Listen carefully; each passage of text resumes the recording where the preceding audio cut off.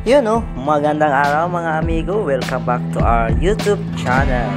For today's video ay papasyal ko kayo dito sa magandang highway dito sa barangay Tumigat. Ika nga ito'y request ni ating followers si Val Falconitin.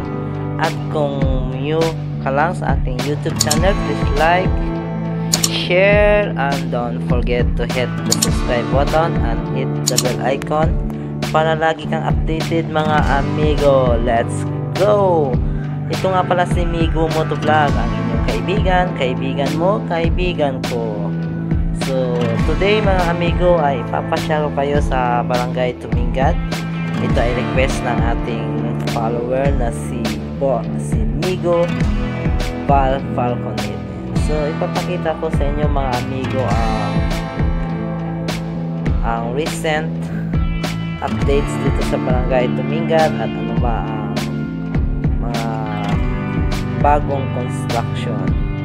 So, tamang-tama mga amigo at Sunday ngayon at napakaganda ang ating panahon. Hindi maulan, sarap mag-rides.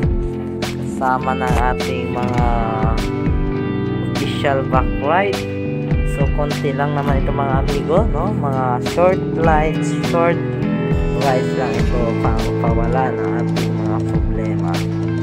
So, napaka ganda mag-rides na yung mga amigo. Banayad na banayad ang panahon at talagang napakabughaw. Yan pala ang bagong tayo na gas station na ni Belco gas station. So more on pala yan dito sa barangay Tumingat mga amigo, at talaga namang highway talaga dito mga amigo. So ganito nga pala sa probinsya mga amigo, walang ka-traffic compare natin sa city, kaya maganda mag rides dito mga amigo. Walang traffic, sariwa ang hangin at walang pollution mga amigo. Anyway, mag-ingat lang tayo lagi at palatiling magsuot ng safety gears kasi dito ay pinagbabawal ang pag-travel ng walang helmet.